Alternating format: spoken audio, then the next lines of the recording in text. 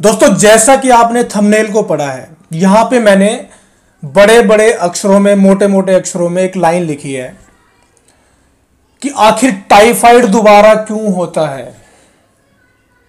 इस वीडियो में यहां पे मैं डिटेल में आप लोगों के बीच में इसी चीज पे चर्चा करूंगा कि दोबारा टाइफाइड होने का रीजन क्या है। इसके साथ साथ हम एक टॉपिक पे और बात करेंगे कि शरीर के अंदर टाइफाइड होने का मेन कारण क्या है, और इसके साथ साथ हम एक और चीज पे हम बात करेंगे कि ऐसा क्या करें कि टाइफाइड जिंदगी भर कभी भी ना हो। तो दोस्तों, ये तीन चीजें हैं और कुछ सावधानियां यहां पे मैं बताऊंगा। अगर आपने इस वीडियो को ध्यान से समझ लिया, जो जो चीजें यहां पे मैं आपको बताऊंगा, अगर सारी की सारी चीजों को अच्छे से आपने समझ के अपने ऊपर यानी कि अपने जीवन में अप्लाई कर लिया, अपने जीवन में उनको धार लिया, तो टाइफाइड कभी लाइफ में आपको कभी होगा नहीं। इस चीज की यहां पे मैं इस वीडियो के माध्यम से गारंटी दे सकता हूं। लेकिन आपको समझना पड़ेगा। जब तक समझेंगे नहीं, जब तक आप उस चीज का बेनिफिट नहीं उठा पाएंगे, और जब तक अपने जीवन में, अपने शरीर के ऊपर उसको अप्लाई नहीं करेंगे बताई गई चीजों को, तब तक आपको उसका बेनिफिट, उसका रिजल्ट, उसका लाभ आपको 1% भी देखने को नहीं मिल सकता है। तो दोस्तों, आइए इस वीडियो की शुरुआत करते हैं। और सबसे पहले हम जानते हैं कि टाइफाइड होने का मेन कारण क्या है। देखिए, यहाँ पे काफी सारी वीडियोज आप लोगों ने जरूर देखी होंगी टाइफाइड को लेके। हो सकता है मेरे चैनल पे भी आपने काफी सारी वीडियोज को देखा हो, लेकिन यहाँ पे मैं कुछ ऐसी असल चीजों के बारे में बताऊंगा जो एक्चुअल में टाइफाइड को जन्म देने वाली पाई जाती हैं, जिनकी वजह से एक्चुअल में टाइफाइड हमारे शरीर में पैदा होता है। नंबर 1 यहां पे मैं बात करूंगा, जो लोग दूषित खाने का इस्तेमाल करते हैं।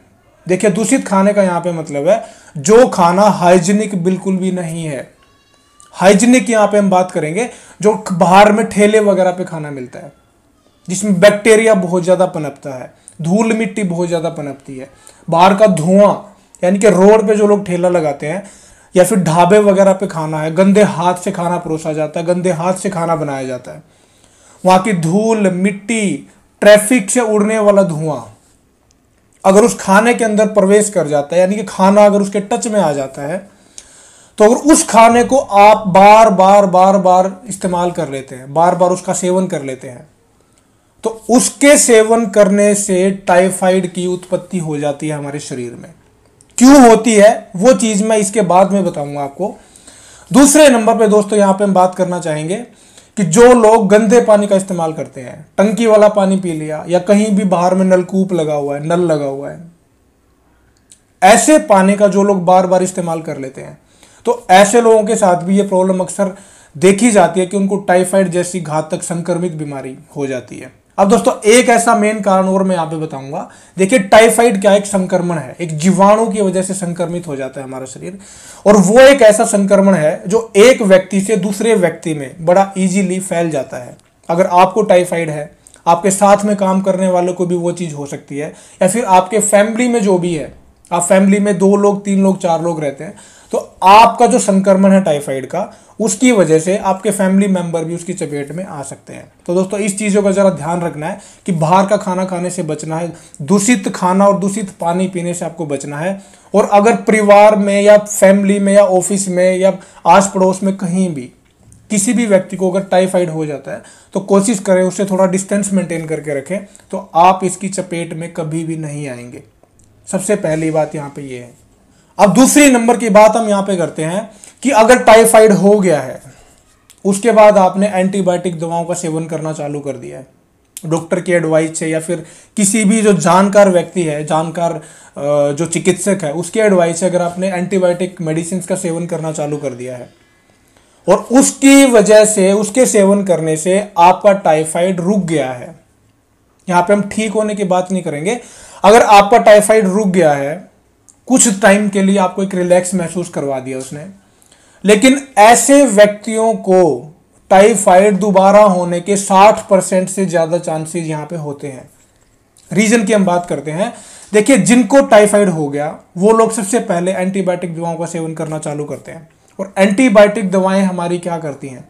एंटीबायोटिक जो मेडिसिन होती हैं, टैबलेट्स होती हैं, कैप्सूल्स होते हैं, वो हमारे शरीर के अंदर जाके सबसे ज़्यादा हमारी आंत पे और हमारे डाइजेशन सिस्टम पे सबसे ज़्यादा बैड इफेक्ट डालते हैं, क्योंकि उनकी जो मेडिसिन की जो लेवल होता है, जो कैपेसिटी होती है, बहुत ज़्यादा हाई लेवल की मेडिसिन होती हैं और वो हमारे अंदर की आंतों को और हमारे डाइजेशन सिस्टम को धीरे धीरे धीरे धीरे कमज़ोर कर देती हैं।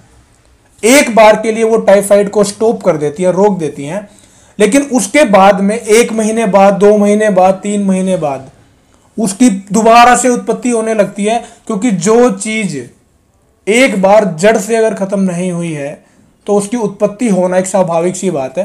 यहां पे ये चीज आप जरा समझ के चलिए। एंटीबायोटिक मेडिसिन के सेवन से आपका टाइफाइड सिर्फ रुक सकता है, जड़ से खत्म नहीं हो पाता। उसके लिए आपको दोस्तों एक ऐसा ट्रीटमेंट की आवश्यकता है, ऐसे ट्रीटमेंट की आपको जरूरत है जो उसको जड़ से उखाड़ के फेंक सके। उसके बारे में हम बाद में बात करेंगे, कौन सा ट्रीटमेंट बेस्ट है, कौन सा ट्रीटमेंट उसको जड़ से आपके शरीर से निकाल के फेंकेगा, उसके लिए हम बाद में बात करेंगे। अब दोस्तों यहां पे हम एक इंपॉर्टेंट चीज के बारे में और डिस्कशन करेंगे कि जो गंदा खाना और गंदा पानी या फिर हवा के माध्यम से या फिर एक व्यक्ति से दूसरे व्यक्ति को जब टाइफाइड का संक्रमण होता है उसमें क्या होता है। देखिए यहां पे एक छोटी सी समझने वाली चीज है कि सल्मोनेला नाम का, सल्मोनेला टाइफी, ये एक बेसिकली जीवाणु होता है, ये बैक्टीरिया होता है जो गंदे खाने की वजह से और गंदे पानी की वजह से या फिर एक व्यक्ति से दूसरे व्यक्ति की वजह से, सल्मोनेला टाइफी नाम का जो जीवाणु है, जो संक्रमण है, वो हमारे शरीर के अंदर प्रवेश कर जाता है, जो टाइफाइड का जन्मदाता माना जाता है, जिसकी वजह से टाइफाइड रोग की उत्पत्ति होती है। तो अगर हम इन चीज़ों से बचेंगे तो उस बैक्टीरिया की, उस जीवाणु की हमारे बॉडी के अंदर में एंट्री नहीं हो पाएगी और हम खुद को टाइफाइड से मुक्त करके रख सकते हैं। अब दोस्तों यहां पे हम बात करते हैं कि टाइफाइड का जीवाणु जब हमारे शरीर में प्रवेश कर जाता है तो उसके बाद में कौन कौन से अंगों को ये प्रभावित करता है। देखिए सबसे पहले ये हमारी आंतों को प्रभावित करता है, इसको आंत जवर भी बोला जाता है आयुर्वेद में। ये आंतों का जवर है, ये हमारी आंतों को संक्रमित करता है। इसके साथ साथ में हमारे पाचन तंत्र को बहुत ज़्यादा वीक कर देता है, इतना ज़्यादा वीक कर देता है कि ना हमारी भूख लगती है, भूख लगने की जो इच्छा होती है, भूख महसूस जो होना होता है, वो हमें महसूस होना बंद हो जाती है। धीरे धीरे हमारी जो डाइट है, जो हम खाना खाते हैं, वो धीरे धीरे उसमें कमी होने लगती है, यानी कि कम खाना खाना हम चालू कर देते हैं। और उसका इफेक्ट कहाँ पे पड़ेगा? उसका इफेक्ट सीधा का सीधा हमारे पूरे के पूरे शरीर पे पड़ेगा। जब हम खाना अच्छे से नहीं खाएंगे, जब वो हजम अच्छे से नहीं होगा, तो उसका सीधा इफेक्ट हमारे पूरी बॉडी में आएगा, यानी कि बॉडी के अंदर कमजोरी आने लगती है, बहुत ज़्यादा वीकनेस आने लगती है। दोस्तों यही कारण है कि टाइफाइड से जो संक्रमित जो व्यक्ति होता है, जो रोगी होता है, उसकी आंतें बहुत कमजोर हो जाती हैं, उसका लीवर बहुत ज़्यादा कमजोर होने लगता है और उसकी जो डाइजेशन सिस्टम जो है, उसका जो पाचन तंत्र है, वो बहुत ज़्यादा कमजोर अवस्था में काम करने लगता है, जिसकी वजह से पूरे शरीर के अंदर इतनी ज़्यादा थकान, हड्डियों का टूटना, खड़े होने के बाद में बहुत ज़्यादा कमजोरी महसूस करना, शरीर के अंदर कपकपी पैदा रहना। ठंड वाली कपकपी भी बात नहीं कर रहा हूं यहाँ पे मैं, एक ऐसी कपकपी, एक ऐसा कंपन जो कमजोरी होने की वजह से हमारे शरीर में बनता है। ये सारे यहाँ पे जो दिक्कतें हैं वो टाइफाइड की वजह से आने वाली जो कमजोरी है उसमें व्यक्ति को या रोगी को महसूस होने लगते हैं। तो दोस्तों ये सारी की सारी जो डिटेल यहाँ पे मैंने बताई है टाइफाइड को लेके, टाइफाइड होने का मेन कारण क्या है, टाइफाइड दोबारा क्यों होता है और ये कौन कौन से अंगों को हमारे को प्रभावित करता है, ये सारी की सारी चीज़ें आई होप कि आपको सारी की सारी चीज़ें समझ में आ गई होंगी। अब दोस्तों इसका सफल ट्रीटमेंट क्या है कि टाइफाइड आपको कभी जिंदगी में दोबारा ना हो। देखिए हर व्यक्ति की ये कोशिश रहती है कि अगर एक बार उसके शरीर में कोई बीमारी आ गई, वो उसका ऐसा ट्रीटमेंट ले कि दोबारा वो उसको लाइफ में कभी परेशान ना करे। तो यहाँ पे हम उसी ट्रीटमेंट की बात करेंगे कि आपको दोबारा ये प्रॉब्लम कभी होए ना। उसके लिए यहाँ पे स्क्रीन पे आप देखिए, ये जो वीडियो है इसको मैं डिस्क्रिप्शन में भी डाल दूंगा, आई बटन में भी डाल दूंगा। इस वीडियो को देखिए, बहुत जेन्युइन इसमें रेमेडी मैंने बताई है।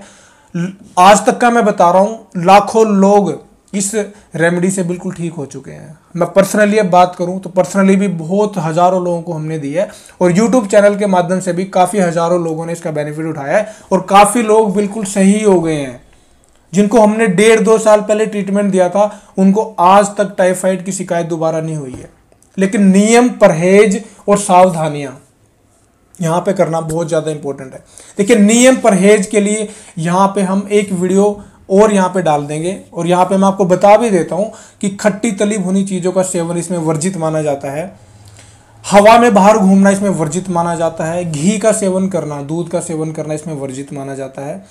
तो ऐसी ऐसी चीज़ों का अगर आप सेवन नहीं करेंगे या किसी भी तरह के नशे का सेवन नहीं करेंगे तो आप इस प्रॉब्लम से बहुत जल्द छुटकारा पा लेंगे। मात्र 3 से 4 दिन का ये ट्रीटमेंट है, और कुछ यहाँ पे टिप्स मैंने बताई हैं जो इसमें आपको फॉलो करनी है। वो वीडियो देखिए तो पूरी की पूरी जानकारी आपको वहाँ पे मिल जाएगी। अब दोस्तों एक वीडियो और मैंने यहाँ पे बनाई है कि टाइफाइड से आई हुई कमजोरी को सिर्फ 15 दिन के अंदर आप कैसे ख़त्म करें, कैसे उसको रिकवर करें। जो आपकी बॉडी के अंदर बहुत ज़्यादा जो यानी कि स्ट्रेंथ जो आपकी थी वो जा चुकी है, जो ताकत थी वो जा चुकी है, उसको कैसे रिकवर करें।